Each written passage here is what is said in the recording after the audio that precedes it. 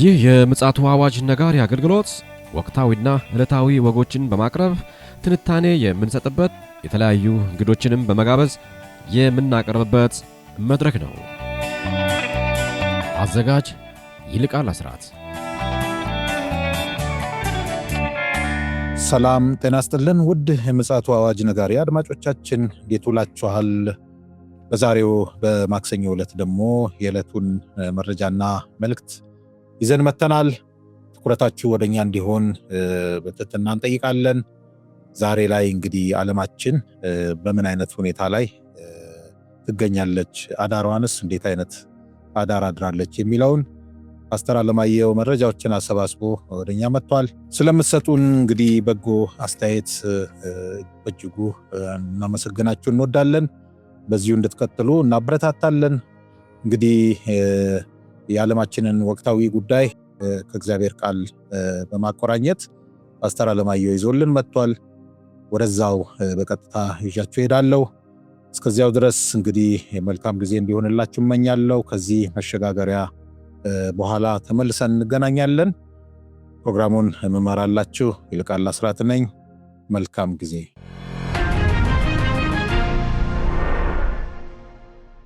ሰላም ላንተ ይሁን ፓስተር፣ እንዴት አለ? እንደምን ዋልክ ወንድም ይልቃል? እግዚአብሔር ይመስገን።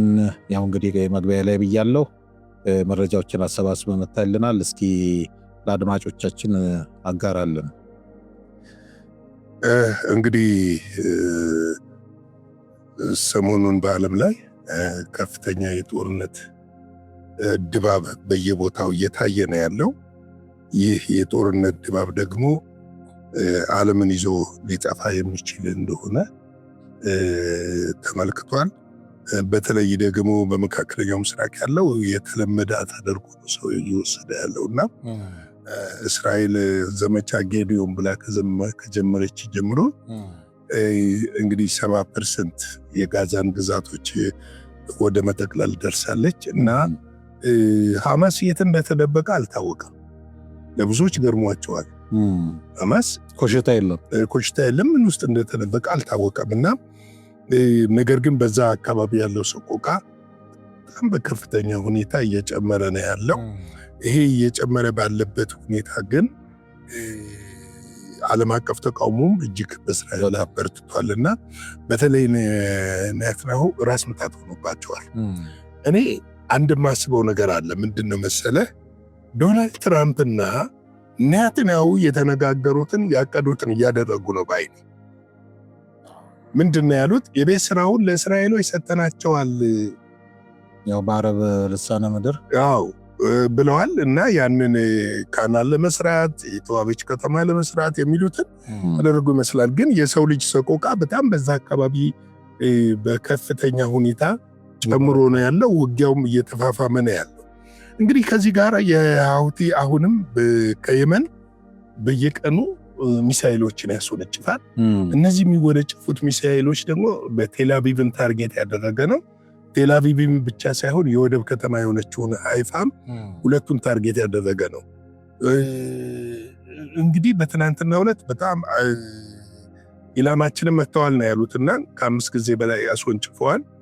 በዚህ ከ5 ጊዜ በላይ በተወነጨፈው ሚሳኤል የቤንጌሮን አየር ማረፊያ ኦልሞስት ስራ አቁሟል ማለት ትችላለህ።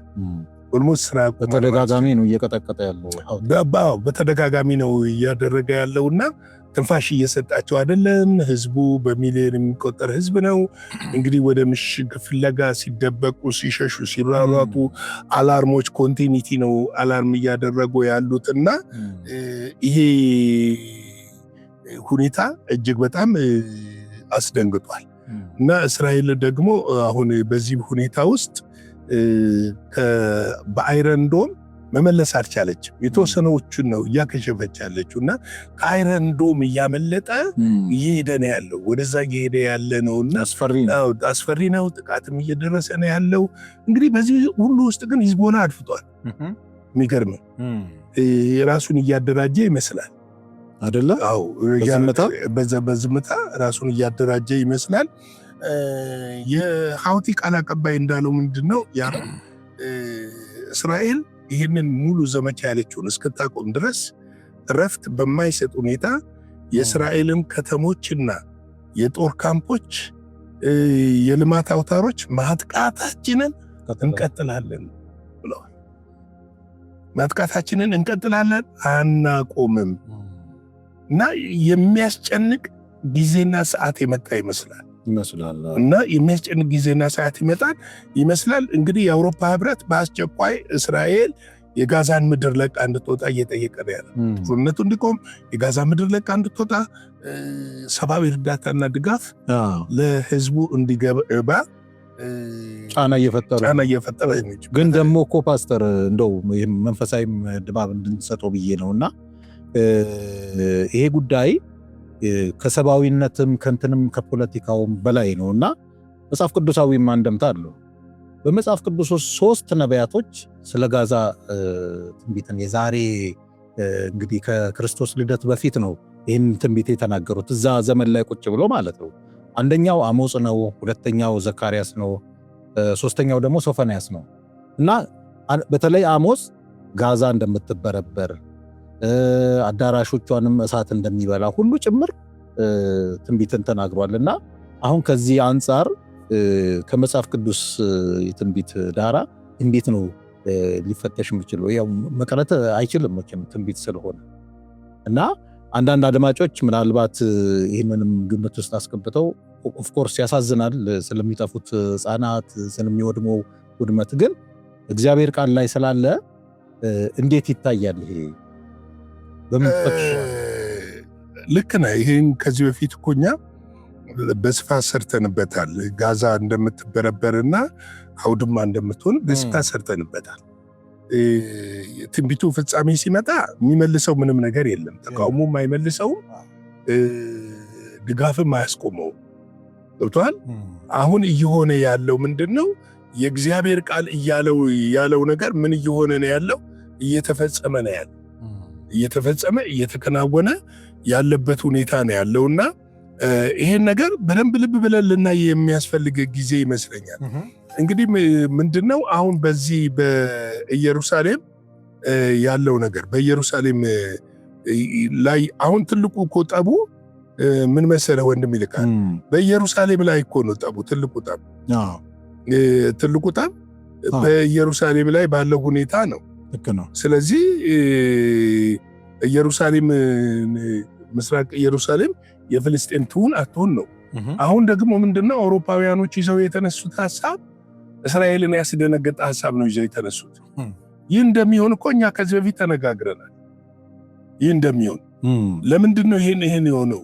ለምሳሌ ቱርክን ብትመለከት አሁን ሶሪያን እያደራጀች ነው ያለችው በከፍተኛ ሁኔታ። ለምንድነው ብሎ ጥያቄ ማንሳትም ተገቢ ነው። ያው ሶሪያን እያደራጀች ነው ያለችው።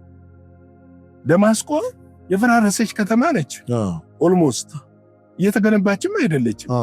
ያ እንዳይሆን ደግሞ እስራኤል ትፈልጋለች። ነገር ግን ደግሞ የጉግ ማንጉ ጦር ከሚካሄድባቸው አንዱ ደማስቆ ነው። ሁለተኛው ጋዛ ነው። ሶስተኛው ኢጅፕት ነው፣ ግብፅ ነው። የግብፅ የሲና በረሃ ምድረ በዳ እንደገና መጥቶ የሚሆንባቸው እነዛ አካባቢዎች ናቸው። አሁን ላይ ሐማስን ሙሉ ለሙሉ ብትጠቀልል እስራኤል ህዝቡን ከጋዛ ታስወጣለች። ግዴታ ነው ጋዛን ለመገንባት። አረቦቹ ደግሞ ጋዛን ለመገንባት ወደ 52 ቢሊዮን ዶላር መድበው እስራኤል ለቃ እንድትወጣ ነው የሚፈልጉት። አሁን ግን ኔታንያሁ የሐሳብ ለውጥ ባይሆንም ግን ምንድን ነው እያሉ እኛ ጋዛን ለቀን እንወጣለን፣ ግን ሐማስ ሙሉ ለሙሉ ትጥቁን ፈቶ ከጋዛ ይውጣ እያሉ። ሐማስ ደግሞ በምንም ታሪክ ትጥቁን ፈቶ ከጋዛ ሙሉ ለሙሉ ለቆ አይወጣም። እንግዲህ ግብፃዊልም ኢራንም አትፈቅድለት። ኢራንም ብቻ አይደለችም፣ ግብፅም በስውር እኮ የምትረዳው ሐማስ ነው። ምንም እኮ ይሄ አሁን ምን አይነት ጨዋታ አለ መሰለ ፖለቲካ ውስጥ። አንተ ጋር የዲፕሎማሲ ግንኙነት አለኝ፣ ከጀርባ ደግሞ የአንተን ጠላቶች ይረዳል። አንዳንዴ ደግሞ ምንድነው የጠላቴ ጠላት ጠላቴ ነው በሚለውም ደግሞ ትሄድና ታገዛለህ። ነገር ግን እነዚህ ሁሉ ነገሮች ተጠቅልለው አመልካችነታቸው ወዴት ነው ስንል ወደ ምንድነው ብለን ስንመለከት አመልካችነታቸው የመጨረሻው ዘመን እንደደረሰና እንደቀረበ የሚያመለክት ነው። ለምትልሚ አሁን እስራኤል ኢራንን ልትመታ ተዘጋጅታለች። አሜሪካ ግን እስራኤል ኢራንን እንዳትመታ እየከለከለች ነው።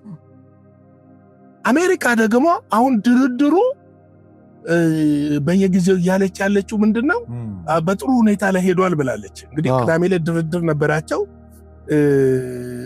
አላለቀም ድርድሩ እስከ እሁድ እስከ ትናንትናም ድረስ በቴክኒካል ምንድነው የሚባለው የቴክኒክ ኮሚቴ የሚባለው በእነሱ ደረጃ ድርድሩ ቀጥሏል እና መልካም ውጤት ነው። መልካም ውጤት ነው ማለት ምን ማለት ነው ስትል ኢራን ኒኩለር ማብላላቷን አታቆም፣ በጭራሽ አታቆም፣ በፍጹም ልታቆም አትፈልግም። ይህንን አባስ አራቺ በግልጽ ምን አድርገዋል? መግለጫ ሰጥተውበታል። ሌላው የጋዛን ምድር ለእስራኤል እንዲሆን ኢራን አትፈቅድም። ኢራን ሶሪያ የሚያቅም ጉዳይ ነው እንጂ አትፈቅድም። ግብፅ አትፈቅድም። አሁን ግብፅ የህዝብ ማዕበል እየመጣባት ነው በጦርነቱ ምክንያት። ወዴት ነው የህዝብ ማዕበል ተገፍቶ የሚሄደው? ወደ ሲና ነው የሚሄደው። በዚህ ባህር እኮ ነው በዛ ሲና ብርሃን የሚፈልሰው ማለት ነው። ወደዛ ነው የሚሄደው። ያንን እንዴት ነው ማስቆም የምትችለው ግብፅ? የሁለቱም ደግሞ ወታደሮች ድንበር ላይ ተፋጠው እና ሁኔታው እጅግ የተቆላለፈና ውስብስብ የሆነ ሊፈታ የማይችል ቋጠሮ የሌለው ውል የሌለው ነገር ግን ሐሰተኛው ክርስቶስ በመጣ ጊዜ የሚፈታው ጉዳይ እንደሆነ አመላካች ነው። ሐሰተኛው ክርስቶስ ሲመጣ ይህንን ጉዳይ ይፈተዋል። እንዴት ይፈተዋል? እዚህ ጋር ሞስኮ አለ፣ እዚህ ጋር ደግሞ መቅደሱ አለ። በስተምስራቅ በኩል መቅደሱ አለ፣ በዚህ በኩል ደግሞ ሞስኮ አለ። ሁለቱን ያስማማና ምንድን ነው የሚያደርገው? ሁለቱን አስማምቶ ቶታል ሰላም ያሰፍናል። ለመቅደሱም ምቹ ሁኔታ ይፈጥራል። ግን ምቹ ሁኔታ የሚፈጥረው ለነሱ አይደለም፣ ለራሱ ነው። መቅደሱ ውስጥ ገብቶ እስኪነግስ ድረስ። ለዚህ እኮ ነው ዓለም ሁሉም በአንድ ድምፅ ይሰማዋል። ጀስት ምን መጣ ነው የሚሉት? ኢንቴሌክቹዋል ነው፣ ተማረ ነው። የኢኮኖሚውን ቁልፍ ይፈተዋል፣ የሰላሙን ቁልፍ ይፈተዋል። ዓለም እያጨበጨበ ይቀበለዋል። ምን ብሎ ይቀበዋል? መሲህ መጥቷል ብሎ ይቀበላል። እሱን የመሰለ የለም እያለ እሱን የመሰለ የለም ብለው መጣ ብለው ይቀበላሉ። በዚህ ጊዜ በሚቀበሉበት ሰዓት ማለት ነው በሚቀበሉበት ሰዓት ሚድል ኢስት የተረጋጋና ሰላም ይሆናል። በአረብና በእስራኤል መካከል ሰላም ይሆናል። ይሄ ሰላም ደግሞ ለ3 ዓመት ከ6 ወር የሚቀጥል ይሆናል። ስለዚህ ይሄ ጦርነት በተለይ አሁን ዘመቻ ጌዲዮን ብላ የጀመረችው ጦርነት በዓለም አቀፍ ደረጃ በእስራኤል ላይ ውግዘትን እያስከተለ ነው፣ ተቃውሞ እያስከተለ ነው። ለነገር እስካሁን አሜሪካ ልቀቂም ውጭም አላለችም።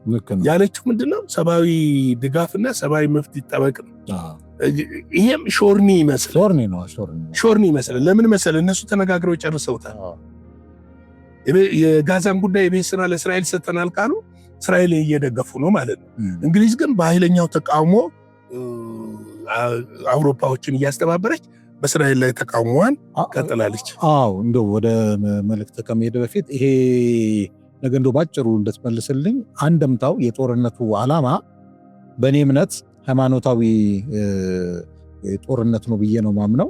አሁን ደግሞ መጨረሻ ላይ እንደተናገርከው አውሮፓንም እየሳበ ነው ያለው ይሄ ጦርነትና ይሄ በምን ምልከታ ሊታይ ይችላል? በፖለቲካ ዓላማ መቼም ኢኮኖሚያዊ አይሆንም። ይሄ ኮንፍሊክት ኦፍ ኢንትረስት አይደለም የሚታየው፣ ግን ከሁለቱ የዘለለ ሊሆን አይችልም። ማጆሪቲው ሃይማኖት አዘል ጦርነት ነው ብዬ ነው በእኔ እየታማም ነው። እና ባጭሩ ምን አይነት እንዳምታለው የአውሮፓ መሳብ የአውሮፓ መሳብ እንደመሰለ አሁን እነ ጀርመን ስታይ አንቲሴሜቲክስ ናቸው። እነ ፈረንሳይን ስትመለከት ከአረቡ ዓለም ጋር ነው ለረዥም ዓመት የኖሩት አታችመንታቸውም እንደዛ ነው። እንግሊዝን ስትመለከት የፍልስጤም ግዛት ዋና አስተዳዳሪ የነበረች እና እስራኤላውያኖች እኮ በጽናዊነት ዘመን እንዳይገቡ ከልክላ እኮ መርከብ ላይ ሰዎች በዋና ለመግባት ብለው የእስራኤል ወጣቶች ያለቁበት በአሜሪካ ተጽዕኖ ነው የገቡት በድርድርና በብዙ ነገሮችና ስትመለከት ይሄንን ስትመለከት ይሄ ምንድነው መሰለህ አሁን አንተም እንዲገባ የምፈልገው አድማጮቻችንም እንዲገባቸው የሚፈልገው ዓለም አውሬው እንዲከሰት ከክርስቶስ መከሰት በፊት አውሬው እንዲከሰት ሶስት አይነት ምስቅልቅል ነገሮች መውጣት አለባቸው። አንዱ የጦርነት ምስቅልቅል ነው። ሁለተኛው የኢኮኖሚ ምስቅልቅል ነው። ሶስተኛው የማህበራዊ ህይወት ምስቅልቅል። እነዚህ ምስቅልቅሎች የሚፈጠሩበት ምክንያት መሪዎች አሁን መፍትሄ እያጡ ነው። አቻ ሆነዋል። ቢያንስ አንድ መፍትሄ ፈላጊ መኖር አለ። ነብ የለም። ገብቶሃል? መፍትሄ ፈላጊ የለም። ለመፍትሄም ለማስታረቅም ለመሸንገልም የሚጠራታይ የለም። እርቆችም ስምምነቶችም ተደረጉ ሲባል በሶስተኛው ቀን በሁለተኛው ቀን ሲፈርሱ ነው የምትመለከተው። ስለዚህ መፍትሄ የለውም ማለት ነው። መፍትሄ ሊያመጣ የሚችለው የዘላለም መፍትሄ ሊያመጣ የሚችለው የናዝሬቱ ኢየሱስ ምንም ጥርጥር የለም። ጊዜያዊ መፍትሄ ግን አውሬው ይዘው ይመጣል። አውሬው ይዘው ይመጣል። ስለዚህ ይህ እንደሚሆን አትጠራጠር። ያመኑትንም እስኪያሰጥ ድረስ ስለሚል ስለዚህ እስቲ ገላትያ 4:4 ላይ አንድ ቃል አለ። ነገር ግን የዘመን ፍጻሜ በደረሰ ጊዜ የእግዚአብሔር ከሴት የተወለደ ከሕግ በታች የተወለደ ልጁን ላከ። ምን በደረሰ ጊዜ? የዘመን ፍጻሜ በደረሰ ጊዜ። ገና ተመልከታየ። የዘመን ፍጻሜ የደረሰው መቼ ነው ብለን ብንል አሁን አይደለም። ኢየሱስ ክርስቶስ ሲላክ ነው የዘመን ፍጻሜ ደርሷል ማለት ነው። አንድ ነገር በጣም እንድናውቅ የምፈልገው በእግዚአብሔር ፊት አንድ ቀን እንደ 1000 ዓመት ነው፣ 1000 ዓመት ደግሞ እንደ አንድ ቀን ነው። ለምን? በዛ ፀሐይ አይጠልቅም፣ በዛ ፀሐይ አይወጣም፣ ሁሌ ብርሃን ስለሆነ። ስለዚህ ልጁን ላከ ይላል። ልጁ ደግሞ ዮሐንስ 14 ላይ 1:14 ላይ ቃልም ሥጋ ሆነ ጸጋና እውነትን ተሞልቶ በእኛ አደረ፣ አንድ ልጁም ከአባቱ ዘንድ እንዳለው ክብር የሆነውን ክብሩን አየን ይላል። ልጁ የት አደረ? እኛ ጋር አደረ፣ በመካከላችን አደረ፣ በእኛ ውስጥ አደረ። ለምንድን ነው ያደረው? ለዚህ ለመጨረሻው ዘመን ሊያበቃን፣ ወደ እግዚአብሔር መንግስት ሊያስገባን፣ ወደ ፍቅሩ መንግስት ሊያፈልሰን፣ ከእግዚአብሔር ጋር ያለን ህብረት፣ ከእግዚአብሔር ጋር ያለንን ግንኙነት እንዲጠነክር፣ ከአብ ጋር ለማስታረቅ ከኛ ጋር ሆነ። ስለዚህ ከኛ ጋር የሆነው እርሱ እኛን ለማዳን ብቻ ሳይሆን እኛ የዘላለም መንግስት የእግዚአብሔር መንግስት ወራሾች እንድንሆን ልጆች ስለሆነ ልጅ ነው ያደረገን። ልጅ መጥቶ ከአባቱ ጋር አስታረቀ። ከአባቱ ጋር ሲያስታርቀን እኛም ደግሞ ልጆች ሆነን፣ እሱ ደግሞ በኩር ሆነ፣ ጀማሪ ሆነ፣ የመጀመሪያ ሆነ፣ ሊቀ ካህናችን ሆነ፣ ማላጃችን ሆነ፣ በደሙ ያስታረቀን ሆነ። ምንድነው የሁሉ ፋይዳ? ለምድር ኑሮ ነው ወይ ብለህ ብትለኝ አይደለም። ለዘላለም ህይወት ነው። ቤት ነበረን እኮ፣ አገር ነበረን እኮ። ገብቶሃል? ከእግዚአብሔር ጋር ለዘላለም ልንኖርበት የተሰራ ውብ ሀገር ነበረን እኮ። ከዛ በአዳም ስተት ወጣን። ነገር ግን በኢየሱስ ደግሞ መስዋዕት ተመልሰን ገባን። ተመልሰን የገባንበትን ቤት ልናውቅ ያስፈልጋል። ለዚህ ነው ወገኖች የምድር ህይወት የምድር ኑሮ አያጓጓል። ለምድር ኑሮ ልባችንንና ነፍሳችንን ስጋችንን አሳልፈን አንስት። ለምን? እግዚአብሔር እንደተናገረው ያኔ ተናግሮ ልጁን እንደላከው አሁን እንደተናገረው ደግሞ ልጁ ይመጣል። አሜን። ኢየሱስ ክርስቶስ ይመጣል። አሜን። ሻሎም ሻሎም። እንግዲህ ጌታ ኢየሱስ ይባርካችሁ። ላይክ፣ ሼር፣ ሰብስክራይብ አድርጉ። ይህን አገልግሎት በወደደውና ልባችሁ በፈቀደው መንገድ አገልግሎታችሁን ደግፉላችኋለሁ። ለዛሬ ያዘጋጀሁላችሁ ይሄንን ይመስላል። ወደ ወንድሜ ይልቃል መልሳችኋል። ጌታ ኢየሱስ አብስቶ ይባርክ ፓስተር። በእውነት በጣም በግሩም ሁኔታ ነው እግዚአብሔርን ቃል እንዲሁም ደግሞ የዓለማችንን ነባራዊ እና ወቅታዊ ክስተቶችን አብራርተህልናል። ትክክል ነው። የእግዚአብሔር ቃል ሊፈጸም ዘንድ ደግሞ ግድ ነው እና ያንን ሊመልስ የሚችል በምድር ላይ ምንም አይነት ኃይል የለም። ስለዚህ እነዚህ በምድር ላይ የሚከሰቱት ክስተቶች ካሰብን ከእግዚአብሔር ቃል አኳያ ከፈተሽን በትክክልም እውነታውን እንረዳለን ማለት ነው። እንግዲህ ውድ አድማጮቻችን ለዛሬ ይዘን የመጣነው መረጃና መልእክት ይህንን ይመስላል። እግዚአብሔር ፈቃዱ ከሆነ ደግሞ ማምሻውን ደግሞ ተመልሰን እንዲሁ ወቅታዊ መረጃዎችን ፓስተር አሰባስቦ ይመጣል። በዚሁ መልኩ ነገሮችን እናስኬዳለን። እንግዲህ በጋራ አብረናቸው የቆየነው እኔ ይልቃል አስራት እና ፓስተር አለማየሁ ነሞ በጋራ ሆነን ነው። በኋላ ላይ እስክንገናኝ እንግዲህ የእግዚአብሔር ምሕረት ቸርነት አብሮን ይሁን። መልካም ጊዜ ይሁንላችሁ። አዘጋጅና አቅራቢ ይልቃል አስራት ነበር። ለዛሬ ያዘጋጅንላችሁ ይህንን ይመስላል። በሌላ ጊዜ በሌላ ርዕሰ ጉዳይ እንገናኛለን። የምፅዓቱ አዋጅ ነጋሪ አገልግሎት መልካም ጊዜ